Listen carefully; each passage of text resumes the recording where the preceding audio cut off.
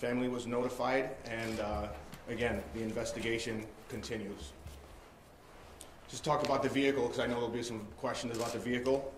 The vehicle was a 2017 Volvo XC90, which is an SUV. It was gray in color.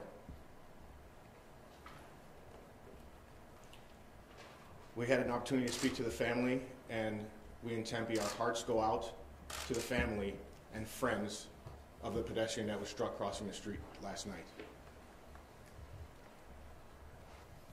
The Uber was, the vehicle was a Volvo again. It was a self-driving vehicle. It was in the autonomous mode at the time. Also, the vehicle operator was behind the wheel of the vehicle at the time. Message that we do want to share out is obviously the safety of our citizens here in Tempe is of utmost importance. And we just want to make sure that our citizens are safe. And if there's availability to do it, please use the crosswalks when you're crossing the street.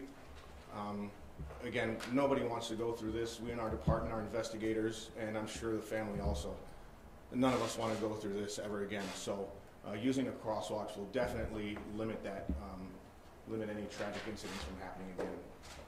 At this time, we can take any questions that the media may have. Any idea how fast the vehicle was going?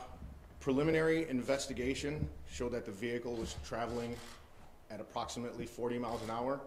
But again, our investigation is just beginning. It's in the early stages, and there's going to be some details that we don't have specifically, but that's what we have initially.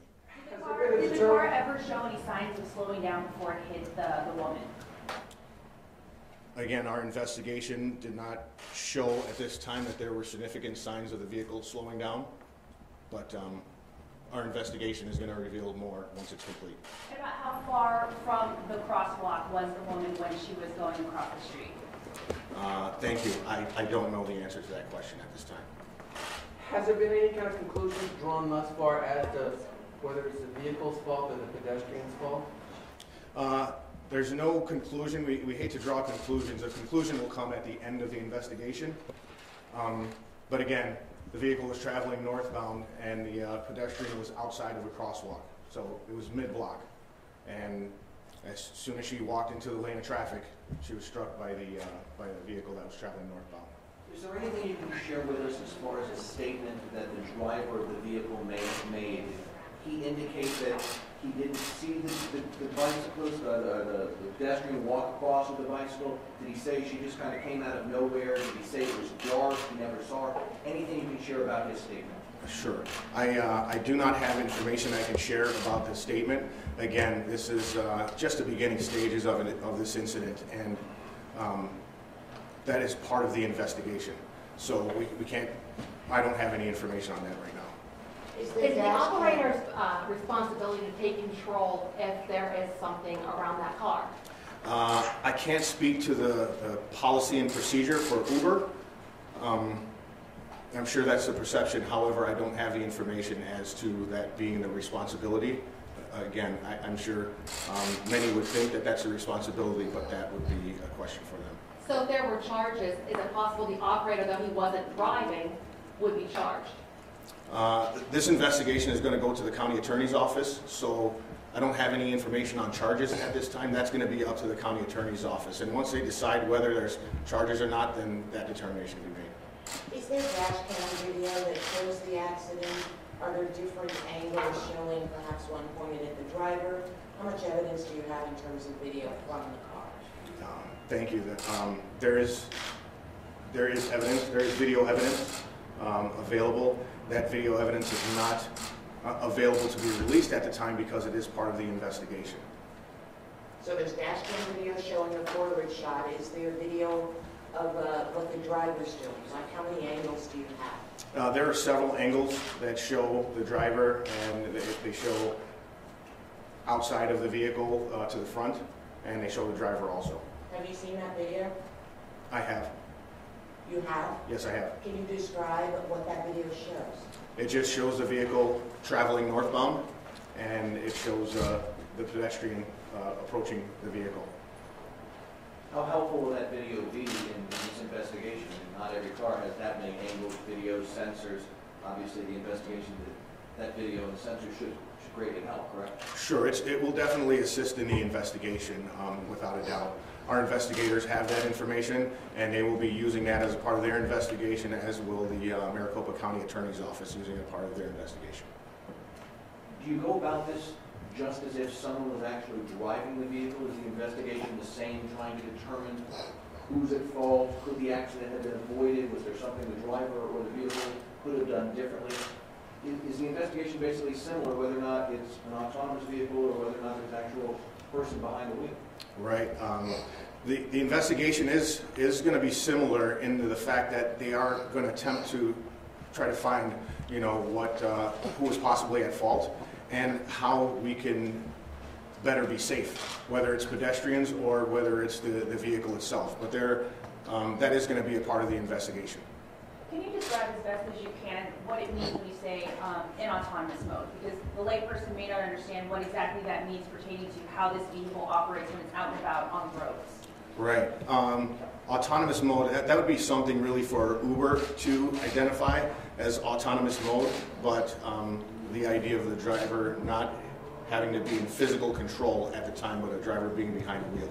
So as for an exact definition of what autonomous mode is, I'd probably have to refer you to Uber so they can better answer that question for you. And so maybe about a year ago, the same kind of vehicle, self-driving Uber car was involved in another collision. That one, nobody was hurt. But, you know, I guess how often are you responding to accidents, fender benders involving these kinds of vehicles? Right. For me, those are the only two that I know of.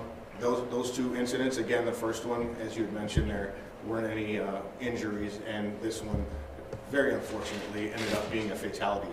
But as to how many of those are the two that I know of for sure, and I'm not aware of any more. Was the woman who was struck by the vehicle suspected of being impaired?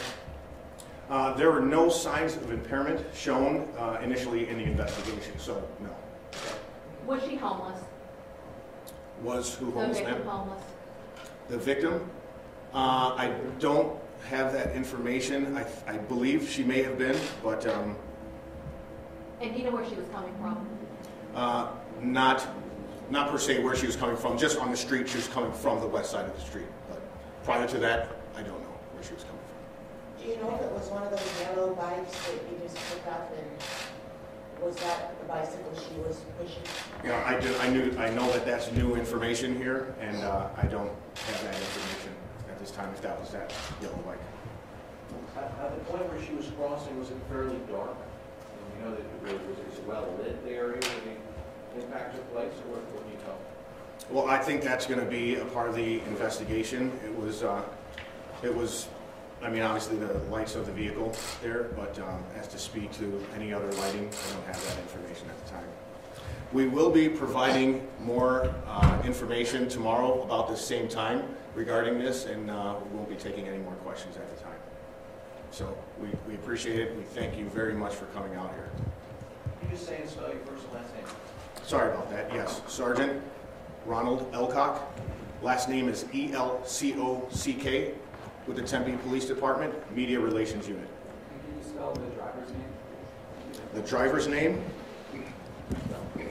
Rafael Vasquez, R-A-F-A-E-L. Last of Vasquez, V-A-S-Q-U-E-Z. Date of birth? 1/31/74. And the victim? The victim's name, Elaine Herzberg, E-L-A-I-N-E. Last of Herzberg, H-E-R-Z-B-E-R-G. Date of birth? She's a 49-year-old, and let me look at the date of birth for you.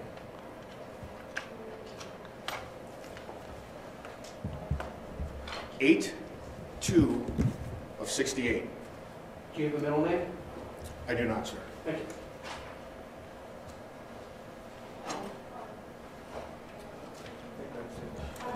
Is there any information on how close she was to the car when she stepped out? How close the car was? I I don't have that information available to me right now. I appreciate it. And one more, sorry. Thank you. What speed limit was there? I do not have that information, sir. In